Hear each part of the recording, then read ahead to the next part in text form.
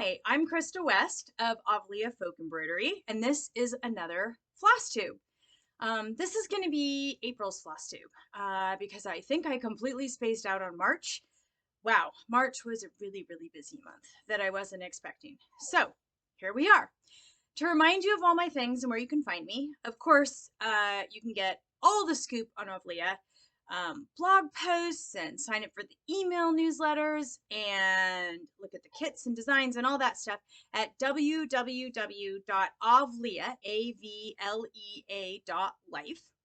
That's where I put all my energy in terms of releasing information. There are how-to videos and photo shoots and things like that. Anyways, and then you can also follow me on Instagram at Krista M. West. You'll notice that we just changed the title on my Instagram to actually Avlia Folk Embroidery. So Avlia is growing up, which is pretty darn exciting. I've been working over the last month with my Wix website agent. It's actually been really interesting. I've learned a ton. And there's a bunch of new website stuff coming. I'm going to be doing kind of a major overhaul of the website to make it more navigable, to make it easier to find stuff, particularly on phones, because so many people like search on phones.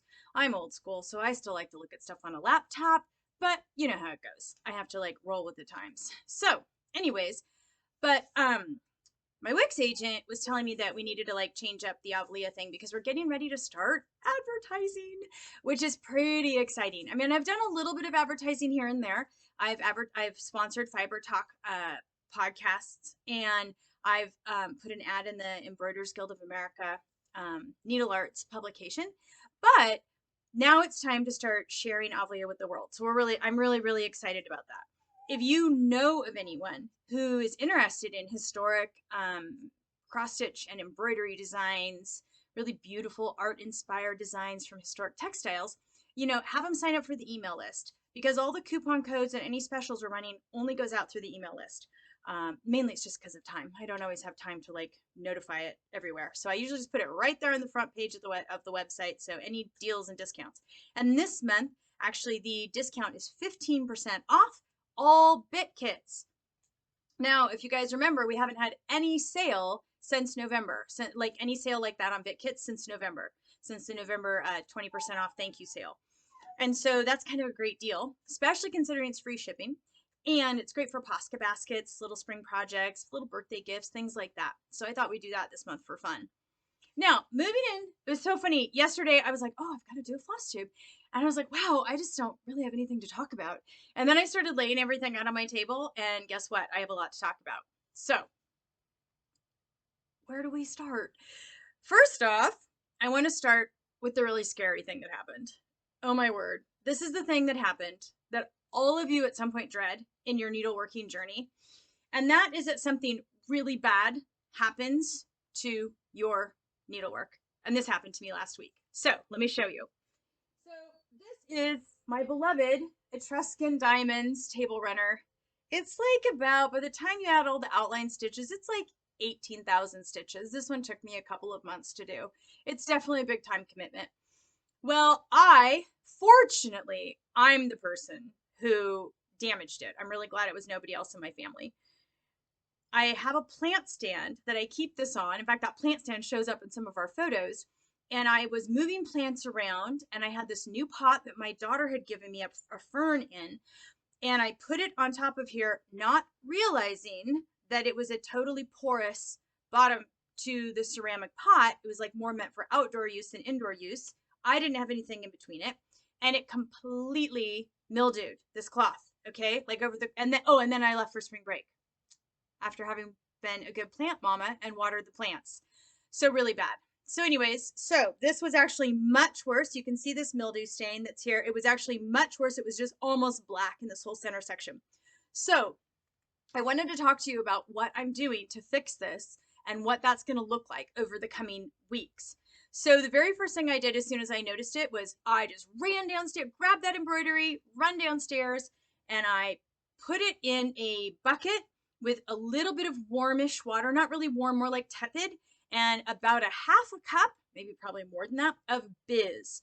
Biz is my all-time favorite like laundry booster extra cleaner. It's amazing stuff. You can get it at some grocery stores and you can get it on Amazon. I probably should have had it here so I could do a little product placement. Oh, that'd be good. I should think of those things. But it's awesome. So I soaked it in Biz for 5 days and I just left it there for like 5 days. And this is 100% cotton, so it's totally fine. And that really helped. That lifted out the first bit of the stain. Then the next thing I did is I used Zout, which is another product. And again, why am I not doing product placement here? I use Zout, which is a stain remover. It's in a red bottle. I can get it at my local grocery store. You can also get it on Amazon. And it is a wonderful enzymatic cleaner. So what I did with the Zout is I then squirted the Zout all on the mildew area and very gently, just with my fingers, rubbed it in to really kind of get a good lather going and get it really worked in there. Then I put it into the washing machine on cool, gentle, whatever your hand wash cycle is. And I ran it through with like an extra rinse, as many extra rinse cycles as I could get it to do. My machine does too. So I did that. Then it came out looking pretty good. Stain was mostly gone. Now what I'm going to do is I'm going to start leaving it out in the sun. Now it's April here, so I've got limited sunny days in the Pacific Northwest. But every time it's sunny, I will go out. I've got boxwood hedges right near my front door, and I'll lay it on the boxwood hedges. And I'll just continue doing that on the sunny days. And already it's totally helping, like kill off that last little bit of mildew. And then probably once I've done that a few more times, I'll run it through another round of that Zout, working the Zout into the stain and all that kind of stuff and running it through the washing machine. I might even choose to Biz it again. And, but I just wanted you to know that even when something really, really bad to your embroidery happens, usually with Biz and Zout and sunlight, you can fix it.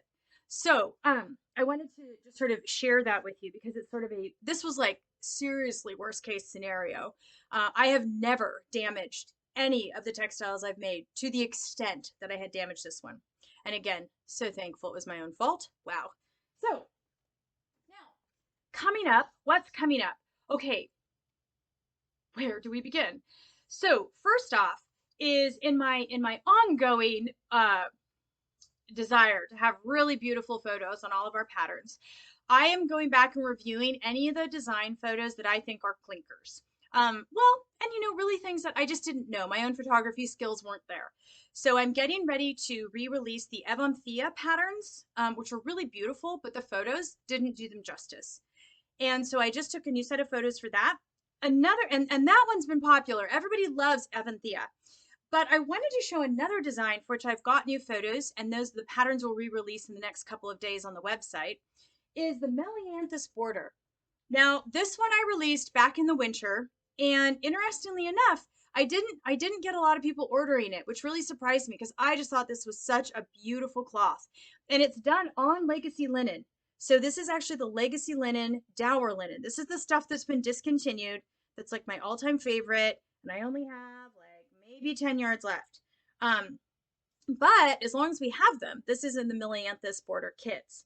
They're really beautiful. It's a beautiful design. It's an alternating Melianthus honeybush leaf. Really, really pretty.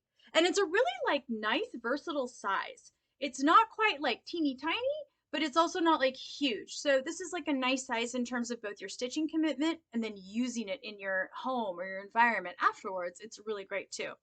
So now for some reason my screen keeps kind of going light on dark on my end. So I don't know if you can see that. If that's happening, then I'm really sorry. I don't know why it's doing that today. Okay, so Melianthus Border and a couple of others are getting Despina's an Enemy. Just got a big facelift. Oh my gosh, got great photos with little olive branch and shallots, and I'm suddenly starting to learn flat lay photography and understand that concept more. So that was really great. I'm incorporating that in now. Now, next up, coming up in May is oh, and I forgot where did I put, oh, the pillow's there. Okay. The what I've decided to do is start doing my releases every other month, mainly because it helps me organize the workload, because I'm still making Greek Orthodox church vestments, which takes a lot of my time. And so now that Avlia is starting to grow, I have to kind of manage my time a little bit better. And so I'm going to start doing releases every other month. And on those, there'll be releases of at least 2 designs. Some months it'll be 3, but most months it's going to be 2 designs. So I thought I'd talk about those that are coming up. So the May releases, which are going to be coming up next month, and if you want to know when they're out, then definitely sign up for the emails, will be the Venetian Floriale design. Oh my gosh, I love this design. I stitched this sample and like I just loved it. It was really fun to stitch because it was that perfect blend of something you had to like pay attention to the border, the pattern to like set all the little outlines, and then you're able to just go afterwards and like fill in the color, and to watch that color sort of appear in your hoop as you're working was really fun. This is on the Victoria sponge cake linen, which is a little lighter than the dour linen. And I was kind of, I'm kind of a dour linen snob. And I was sort of thinking, oh man, I'm going to hate this. There is just nothing like dour linen. And I was having my little fuss fit.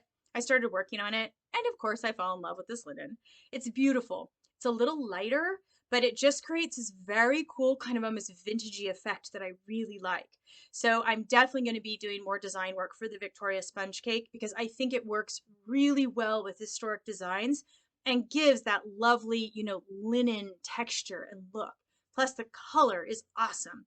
It's like this almost kind of like aged kind of vintagey ivory color. Perfect for my color palette. So Venetian Floriale going live in May.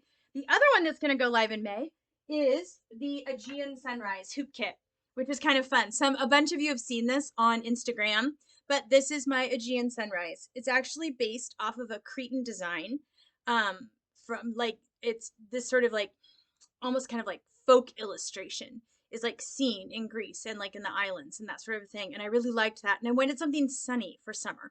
So this is coming up, the Aegean Sunrise Hoop Kit. That will be the newest hoop kit.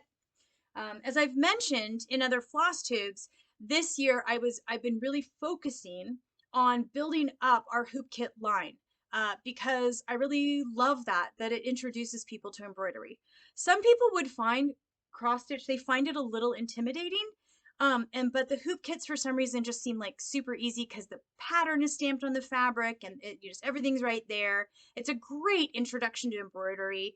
And I still actually totally enjoy like working the samples because I do all of these samples because I have to like sit and figure out colors and stitches and all that stuff. So I don't turn these over to like any sample stitcher friends. These all I do myself. So that one's coming up, which is very fun and sunny. In fact, here's the stamp that we use. I thought you might enjoy seeing this. These are the stamps that we have done. So the design basically gets created into a stamp, and then I have to basically stamp the fabric, and then that's what goes out. And I stamp it with archival ink so that it can be washed. So, I mean, the cotton would shrink a little bit if you washed it on warm, but as long as you wash it on cool, the ink of the stamp won't come out. And I did a bunch of testing on that. So now the next thing that's going to be kind of another upgrade is the BitKit Balkan Bartizan. Wow, that's like a whole little mouthful.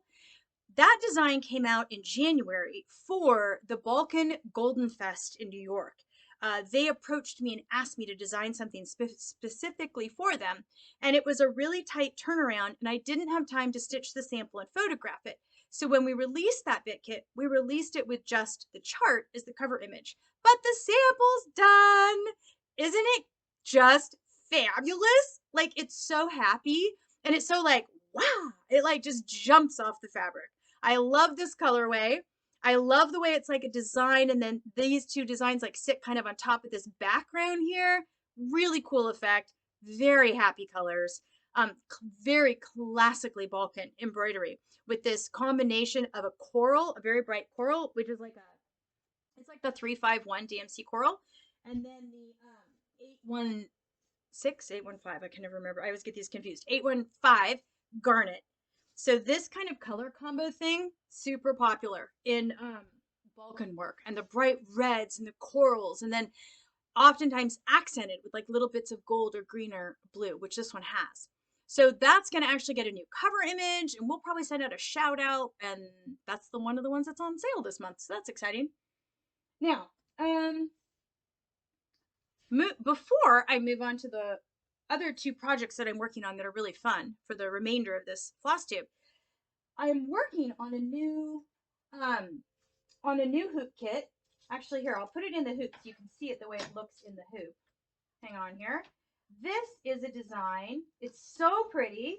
I'm absolutely loving stitching it, but I'm having trouble with the colors. So basically, this is a new kit that we're going to call, I'm not sure, I think we're going to call this one Thessalonian Flora. And it's from a brass coffee tray that I got in a flea market in Thessaloniki a number of years ago. A number of years ago, I was in Thessaloniki and I was just kind of wandering around one day. And one of my friends was like, oh, you should check out like the street where all the little flea markets and vintage stores are. And I went and it was like totally awesome. And in this one shop, I got these 3 brass coffee trays. Well, one is copper and the other 2 are brass. And this one is the design from that tray. And it hangs on my wall and I see it like when I'm in my family room and I like it so much. And I was like, wait, that would be a really cool embroidery design. So as you can see, it's a really cool design. I'm showing this to you. And I've been using like, so the colors I've been using right now are the 936 dark avocado, the 3053, which is a lighter kind of more, it's a lighter green. I can't think of, it's not quite so avocado-y. It's a little more, it's not really, more like a pistachio. Let's say pistachio. And then I've been using the golden olive, which I know, I use it all the time, but it's such a great color. So it's the golden olive. And but I liked using the golden olive because it kind of, had echoes of the fact that this was originally a brass tray. So I loved that. So this design is, I looked it up and actually it's sort of like a bellflower or a campanula because it's got that. I mean, it doesn't have quite the same shapes. I think a bellflower has 5 petals and this has 6. But I'm having a really hard time with the little flowers. And I have tried all sorts of things. Now I've tried things like this color combo, but I feel like maybe it just doesn't have quite enough energy. And I might try something like, I have been thinking about trying like a soft pink. So, tell me in the comments, email me, Instagram message me. Tell me, what do you think we should do with this guy? Because I really want to finish him up because this will be one of our summer releases. I love the design. It's been super fun to stitch. Awesome for beginners. It has Pekingese stitch, seed stitch fill, back stitch, Romanian. It's really easy, but it has a really great effect. So anyways, if you want to weigh in on that decision, that'd be great. So, oh, now I'll take it out of the hoop. Oh, and just in case you see, Roxy, my dog, is joining us today. So she just wandered in. So she's here. She loves needlework. She actually likes to lay on the pillows that I make, which is pretty funny. Okay, so that's the Thessalonian Flora design. I think that's the name we're going to stick with. But other great news, like I said, like I didn't think I had anything to share with you, and here we are. Oh, so excited. Okay, so for the last like probably 10 years, I've personally used a Hardwood Manor beechwood embroidery hoop. I'm super low key when it comes to like my stitching tech. Like I don't use any fancy frames. I have a Lowry work stand that I use occasionally, but my go-to is a 6-inch beechwood hoop, mainly because it's portable. I like the way it feels, all of that. Well, for the last number of months, the Hardwood Manor hoops have been back ordered from the supplier, and so I haven't been able to get any. And out of the blue, I had another supplier offer them to me, but they're not the Hardwood Manor brand, but they are beechwood hoops with brass screws and brass parts here, which is really cool. So they look really beautiful for a more affordable price. So we are going to be able to start selling beechwood hoops on the website for probably about like $8, which is a really awesome deal. And I've even been thinking they're so pretty. I'd love to even like do some of our hoop kits with like maybe an upgrade option or something for the beechwood hoops because they're just so beautiful. The wood is really beautiful. So you can kind of see that there. Very excited to add this to Fabrics and Notions. It should be on the Fabrics and Notions page probably in the next 3 weeks or so. So, and then I'll send out an email just letting everybody know that they're available again and the new price and all that kind of good stuff. So now on to some fun projects. So I kind of saved the best for last. I am so excited. Oh my word. I got asked by Taproot Magazine. Oh, I forgot to bring my copies. Okay. See, I just didn't prep enough today. But Taproot Magazine is this really cool magazine, and it is ad-free, and it is beautifully produced, has beautiful illustrations and lovely articles, and it's all, I think their cover says it's for makers, doers, and dreamers, which I love that. And they offer all sorts of information about like environmental homemaking, and they always have a project, and then they'll do some sort of article. One of the issues I was reading about was all on Indian textiles, and I was totally enjoying learning about that.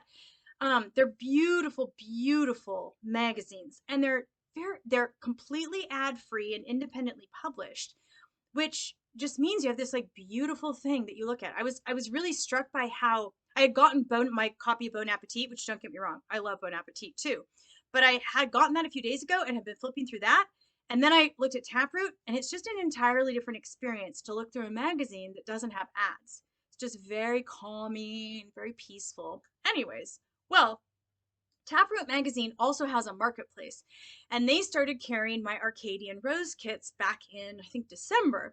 And then they reached out to me and said, would you design and write an article for Taproot Magazine? Ah, so exciting, so exciting, so exciting. I was like totally thrilled. Well, the article is actually on stitching as a stitching as a wellness practice. It started out as an article on stitching as a meditative practice, but then I really got into the research and realized, wait, this was a lot bigger than just stitching as a meditative practice. And so I've spent the last month really doing a deep dive into the research, and wow. I mean, I thought stitching was good for you. I knew stitching was good for me. I know it's probably good for you because you're watching a FlossTube, but wow. The stuff I've learned the last month that I was not aware of has been amazing. There was a really interesting study done in Finland, and they basically sent out these surveys through the newspaper to women ages, I think, 19 to 84. And they asked them to write all about their handcrafts in their life. And all of these women did some sort of handcraft, knitting, crochet, embroidery, things like that. And they found that handcraft just had this amazing impact on these women's lives. That it not only did all the stuff you've probably heard, that like it lowers your heart rate, and it can be a stress release and all that kind of stuff.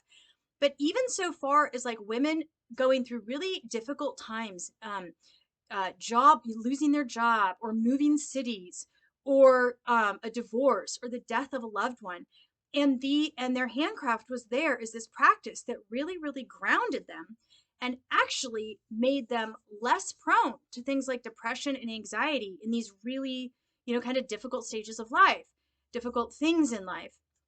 I thought that was fascinating. I got to read about how the occupational therapy world is now picking up handcraft and recommending it for people for all sorts of things, from like eating disorders to PTSD, depression and anxiety, all of these different things. And addiction. Addiction was the big one. I had not realized how much handcraft is being used in the field of helping people treat addiction. And that was fascinating. One of the things that I read that I found so moving was an account where basically someone who had been struggling with addiction was talking about developing a new identity as someone who can make things. Basically, someone who's no longer a screw up, in their words, because they knew now that they could actually make something beautiful. I mean, that was so powerful. Sorry, it makes me tear up even now, because I just found that so incredibly powerful. Just these things that we do, sort of our little hobby that we stitch and we embroider and all that kind of stuff, is so powerful for our wellness and for so many people. So that article is going to be coming out in their August issue of Taproot Magazine. And for it, I got to design a project. And so there's an article and there's a project with a tutorial.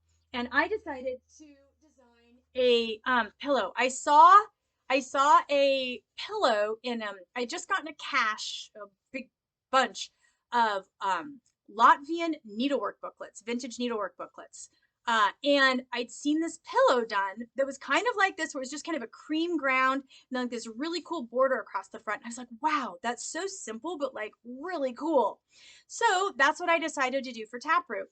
I love this idea. And I'm even thinking that moving forward, I may do more pillow designs like this, because you get a pillow, which is like a really great, useful item in your house. But this is like only just over 5,000 stitches. So for comparison, it's not that many more stitches than say is like in a BitKit, but you end up with like a full piece like this. And you could even take the design and run it down a piece of fabric and then finish it as a table runner, like maybe like a rectangular table runner, maybe kind of trim it up here and like, you know, you can do drawn thread or a plain thread finish. But the way I designed this is I figured some people coming to this, like through Taproot Magazine, wouldn't be used to cross stitch. And so I wanted it to be really easy to pick up. So I intentionally designed the outer borders in such a way that you're never using more than one color in a single row. So and that there's really no more than like 2 stitches that you're having to count across. So it'd be really easy for someone who hasn't done counted thread work before.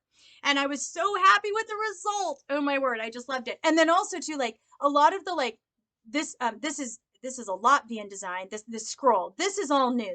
I created all the outer borders, but the inner border is from a Latvian design. And a lot of those designs were worked in like really bright, intense reds. And I wanted something that was a little bit more modern and a little softer and that might kind of more easily fit into a modern home interior than just a red. And so that's why I chose the really deep, deep blue. It's actually the DMC 924. They call it gray, green, very dark. I don't know. Sometimes I call it teal. Sometimes I call it blue. It's flexible. So anyways, so this will be coming out in the August issue. And then Taproot has the copyright on this for 8 months after publication. So once they're done using it and publishing it, all this stuff, then it will release next year. But it won't release until like March of next year on the Avlia website. But I just had to sort of share because it's such a fun project. Now, speaking of articles, the other thing I'm working on that I'm finishing up this month and getting ready to submit is I was also asked by the Embroiderers Guild of America to write an article on Mediterranean folk embroidery. And I'm like, yes, please. I would love to share what I know about it. I mean, I'm still learning. I'm still oh my gosh, so learning. It's such a big world. But so I have developed a really cool design for them. And this one's my sample that I just finished working. And it's based off of a 17th century Dodecanese piece from the Dodecanese Islands. And it's got this it's this vase of life motif, very common in folk embroidery to have the vase or the urn that everything kind of comes out of these big flowers. But I particularly like this one because I just love these bands of color. I thought they were so unique. I hadn't seen anything quite like that before. I really liked them. I felt like they just had this lovely feel. So this will actually be in the Embroiderers Guild of America September Needle Arts issue. If you're not a member of the Embroiderers Guild of America and you're pretty hardcore, I'd recommend you join. It's pretty great. It's great to support an organization like that is all about handcraft and needlework, education, and inspiration. We have that, and I think it's great to be a part of those organizations and help support them if we can. And when you sign up to become a member of the EGA, you get your copies of Needle Arts magazine free. That's just like one of your perks of membership. Very cool. Now, what else? Woo! Well, oh, and then if anybody's wondering about the fabric in the back, that's actually one of the fabrics that we're using for Greek Pascha, which is Greek Easter vestments. And we are right in the throes of doing like a gazillion sets of vestments. This is the busiest time of year for vestments because there are a number of color changes in very quick succession. The colors that get used in like a 6-week period are blue, purple, green, bright, which is a very broad category in Greek Orthodox vestments, and sometimes things like burgundies and blacks. So I literally every day have people calling me saying, oh, can you do this color? Can you do this color? Do this color? It's actually really fun because we really get to just dive off the deep end at this time of year. And I love getting to work with all the really bright, gorgeous brocades. This one is actually the oak wood brocade, and it's a real metal brocade. Really, really nice. So, wow, here we are. That was a lot to go through. So I just want to thank you for joining me. I want to thank everyone, especially who's been following me. Well, first off, thank you for watching this because I got my first YouTube check. That was kind of exciting. So very slowly, I'm starting to like build that follower. What are the subscribership? I think is what that's called. And then on Instagram, I am very close to 2,000 subscribers. So if you know of anyone who would enjoy my Instagram posts, please tell them to sign up. So I can't wait till we cross over that 2,000 mark. That's going to be quite a milestone for someone like me who like didn't even really get on social media till like, last year. Yeah, because I'm usually just here in my workshop doing my stuff. Wasn't really paying attention to that little world. So anyways, I want to thank everyone for joining me today. And I want to wish everyone a just beautiful spring and a beautiful Easter to those of you who celebrate Easter. Beautiful Pascha to those of you who celebrate Pascha. So all of those good things. And happy stitching.